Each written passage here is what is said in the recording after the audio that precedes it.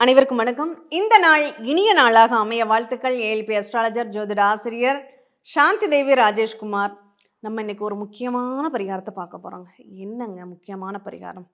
வேறு என்னத்தங்க பேச போகிறோம்? பணம். அதை பற்றி பேசினா தானே நீங்கள் நிறைய பார்க்குறீங்க. அந்த பணம் அப்படிங்கிறதா நம்ம ஒவ்வொருத்தருடைய வாழ்க்கைக்கும் தேவையான ஒரு நிகழ்வாக இருக்குது. அந்த பொருள் இல்லாருக்கு இவ்வுலகு இல்லை. முதல்லலாம் என்ன சொல்லுவாங்க? அருள் இல்லாருக்கு இவர் உலகு இல்லைன்னு சொல்லுவாங்க. ஆனால் இப்போல்லாம் பொருளை வச்சு தான் அருளே. என்ன பண்ணலாம்? கோயிலுக்கு போகிறோம், இங்கே காசை நீட்டினா தான் அங்கே கடவுளை கூட பக்கத்தில் இருந்து தரிசனம் செய்ய முடியுது அப்படிங்கிற நிலைமைக்கு நம்ம வந்துட்டோம். அப்போ அந்த பண ஈர்ப்புக்கு நம்ம என்ன பண்ணுறது அப்படிங்கிற ஒரு நிகழ்வை பற்றி தான் நம்ம இன்றைக்கி பேச போகிறோம். பொதுவாக இந்த பணத்தட்டுப்பாடு முதல்ல ஏன் வருது அப்படிங்கிறத நம்ம தெரிஞ்சுக்கணும் இல்லையா? நம்ம எவ்வளோ வாங்கி வந்திருக்கோம், நமக்கு எவ்வளோ வரப்போகுது, நம்ம வாங்கி வந்த அந்த பொருளாதாரத்தின் அளவீடு என்ன அப்படிங்கிறத நம்ம ஜாதகம் ரொம்ப அழகாக நமக்கு எடுத்து கொடுத்துரும். அதுவும் அட்சய லக்ன பத்தி ஜோதிடத்தில் இந்த லக்னம், ஒவ்வொரு லக்னம் மாற மாற மாற இந்த லக்னம் மாறும்போது வருமானம் எப்படி இருக்கும், இந்த லக்னம் மாறும்போது வருமானம் எப்படி இருக்கும். ஆனால் ஒரு மனிதனுக்கு வருமானம்ங்கிறது 25% இருந்தாலே போதும் அப்படிங்கிறதாங்க நம்ம அட்சய லக்ன பദ്ധதியோட கான்செப்ட். நீங்கள் வருமானம் எந்த அளவுக்கு நீங்கள் அதிகமாக வேணும்னு எதிர்பார்க்குறீங்களோ அந்த அளவுக்கு பிரச்சனைகளையும் நீங்கள் அதிகமாக வாங்குறீங்க அப்படின்னு தான் சொல்லணும். இப்போ ஒன்றும் இல்லை, எனக்கு மாதம் ஒரு 20,000 வருதுன்னு வச்சுக்கோங்க. அந்த 20,000த்துக்குள்ளே நான் எப்படியெல்லாம் சிக்கனமாக செலவு பண்ணணும் அப்படிங்கிறத நம்ம கணக்கு பண்ணுவோம்.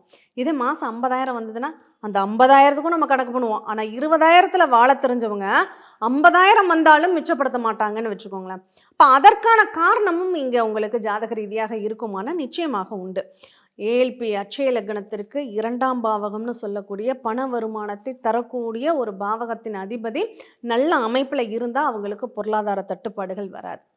ஆனால் அவங்க அதை சேமிப்பாங்களா, சேமிக்க மாட்டாங்களா, எங்கே செலவு பண்ணுவாங்க, எதன் மூலம் வருமானம் வரும் அப்படின்னு பல காரணங்களை நம்ம அதிலிருந்து பிரிச்செடுக்க முடியும். சரி, அதெல்லாம் எனக்கு தேவையில்லைங்க, 2ஆம் பாவம் லக்ன பாவம் அதெல்லாம் எனக்கு வேண்டாம், எனக்கு பணம் தங்கணும், பணம் வரணும், அதுக்கு நான் என்ன பண்ணணும் அப்படின்னு நீங்கள் நினைக்கிறீங்க. அது எனக்கு கேட்குது. சரி, அதற்கான ஒரு சிம்பிளான ஒரு டிப்ஸை மட்டும் நான் உங்களுக்கு கொடுக்குறேன். ஆனால் இதெல்லாம் உங்களை சந்தோஷப்படுத்துறதுக்காக மட்டும்தான். இதை வச்சா உடனே பணம் வந்துடுமா நினைக்காதீங்க. பணம் வருவதற்கான ஒரு சில தூண்டுகோல் அப்படின்னு சொல்லலாம். கரெக்டாக ஒரு தீபம் ஜோதி எரியணும்னா அதுக்கு ஒரு தூண்டுகோல் தேவை. அப்போ அந்த பணத்தை ஈர்க்கணும்னா அதுக்கு சில பொருட்கள் நமக்கு உதவி செய்யும். அதை பற்றி தான் நம்ம இந்த பதிவில் பார்க்க போகிறோம். சரி, பொதுவாக நம்ம ஜென்ரலாக என்னென்ன விஷயங்கள்லாம் அந்த பணத்தை ஈர்க்கக்கூடிய விஷயங்களாக இருக்குது, மகாலட்சுமியின் அம்சமாக நம்ம சொல்லக்கூடிய பொருட்கள் அப்படின்னு சொல்லலாம். அதில் முதல்ல வைக்கிறது நம்ம கல் உப்பு தான். ஆனால் கல்லுப்பை எங்கே போனாலும் நம்ம கூடவா வச்சுக்க முடியும்? கண்டிப்பாக முடியாது. அப்போ என்ன பண்ணலாம்? நீங்கள் கல் உப்பு இருக்கிற இடத்துல நீங்கள் அதை தொட்டுக்கோங்க. நம்ம சின்ன வயசுலலாம் எதுக்கு எடுத்தாலும் ஒரு புதுசாக குடி போடுறதுனால கூட முதல்ல உப்பு தான் எடுத்துகிட்டு போவாங்க இல்லையா? அப்போ ஏன்னா உப்பில் அந்த மகாலட்சுமி தண்ணியிலேருந்து எதுக்காக அந்த உப்புக்கும் மகாலட்சுமிக்கும் என்ன தொடர்பு? திருப்பார்கடலை கடையும் போது மகாலட்சுமி வந்தாங்க. அப்போ அந்த கடல்லேருந்து வந்ததுனால அந்த கடலில் விளையக்கூடிய அந்த உப்பையே நம்ம மகாலட்சுமியின் அமைப்பாக நம்ம எல்லாம் எடுத்துக்கிறோம். மகாலட்சுமி எதுக்காக நம்ம அந்த கல்லுப்பை மகாலட்சுமின்னு சொல்கிறோன்னு தெரியுமா? திருப்பார்கடலை கடையும் போது அதிலிருந்து வந்தவங்க தான் மகாலட்சுமி.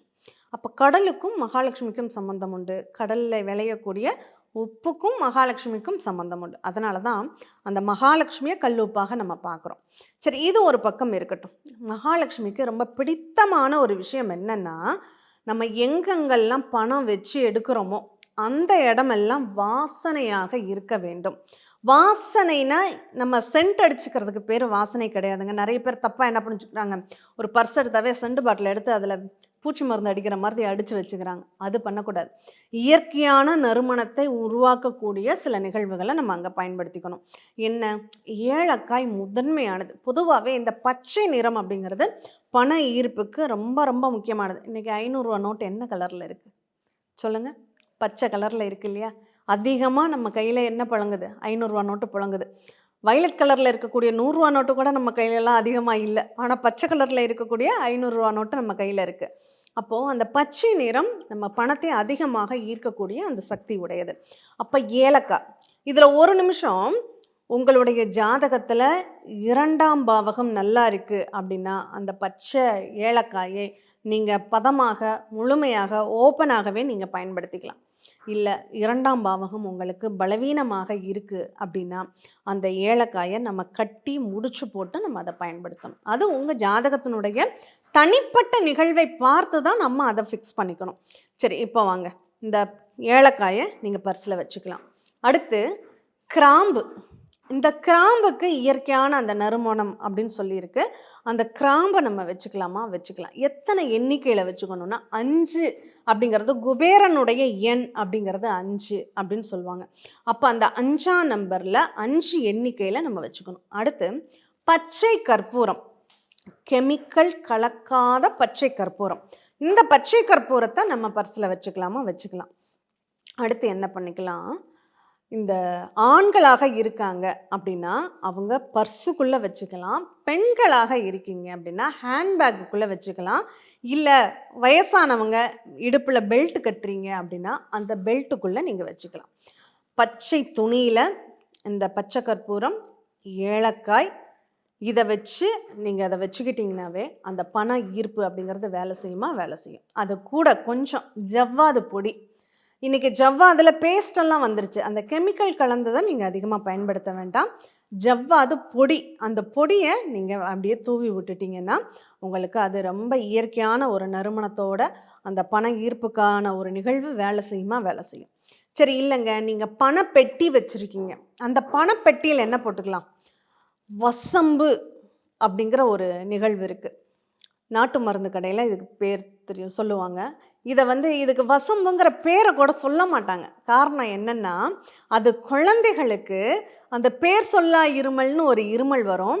அதற்கு இந்த வசம்பை சுட்டு தேனில் குழைச்சி அந்த குழந்தைகளுக்கு நாக்கில் தடவுவாங்க. அந்த பேர் சொல்லா இருமல் அப்படிங்கிறது இதை நம்ம இந்த நிகழ்வில் நம்ம தெரிஞ்சுக்கணும். அதுக்காக நான் சொல்கிறேன். அந்த கக்குவான்னு சொல்கிற அந்த இருமல் வரும். அந்த தொடர் இருமலுக்கு பேர் இது. இந்த தொடர் இருமலுக்கு அந்த வசம்பு அவங்க பயன்படுத்துகிறாங்கன்னா அந்த தொடர் இருமல் அது கட்டுப்படும் அப்படிங்கிறது. இந்த வசம்பு இன்றைக்கி நெகட்டிவான, இப்போ ஒரு இடத்துல பூச்சிகள் இருக்குது, அந்த செல் அரிக்கக்கூடிய தன்மையுடையதுன்னு சொல்லுவோம். எதுக்காக வசம்பு பயன்படுத்துகிறோன்னா, ஒரு பேப்பரை கூட அந்த பூச்சிங்கிறது அரிச்சிடும். அது பணமாக இருந்தாலுமே அதை அரிக்கக்கூடிய நிகழ்வுங்கிறது உண்டு. அதை அரிக்காமல், அப்போ என்ன, அந்த பணத்தை வேஸ்ட்டு பண்ணாமல் விரயம் பண்ணாமல் அது அங்கேயே தங்கியிருக்கணும். வசம்பு அப்படிங்கிற ஒரு நிகழ்வை நீங்கள் அதுக்குள்ளே வச்சிங்கன்னா பணமே வான்னு நம்ம கூப்பிட்றதுக்கு சமம். அந்த வசம்பை பயன்படுத்தினீங்கன்னாவே பண ஈர்ப்புங்கிறது அங்கே வேலை செய்யுமா? கண்டிப்பாக வேலை செய்யும். வசம்பை தொட்டுக்கிட்டு நீங்கள் அந்த பணத்தை வைக்கிறீங்க, இல்லை வசம்பை கையில் வச்சுக்கிறீங்க, வசம்பை உங்கள் பேக்கில் வச்சுக்கிறீங்க, வசம்பை உங்கள் பர்ஸில் வச்சுக்கிறீங்க, அந்த பணத்தோட நேரடி தொடர்பில் அந்த வசம்பு இருக்கணும். அப்படி இருக்குது அப்படின்னா கட்டாயம் உங்களுக்கு அந்த பணம் அப்படிங்கிறது செலவானாலும் அது அப்படியே ரொட்டேஷன் ஆகிக்கிட்டே இருக்கும். அந்த பணம் உங்களுக்கு தங்கி கொண்டே இருக்குமானா நிச்சயமாக இருக்கும். இந்த பொருட்களை பயன்படுத்தி உங்கள் வாழ்க்கையில் பணப்பிரச்சனைகள் வராமல் உங்கள் முயற்சி பண்ணுங்கள். கண்டிப்பாக உங்களுடைய அட்சய லக்னமும் அதற்கு துணை இருந்தால் கண்டிப்பாக பணப்பற்றாக்குறை உங்களுக்கு ஏற்படாது. மீண்டும் இனியதொரு நிகழ்வில் சந்திப்போம். நன்றி, வணக்கம்.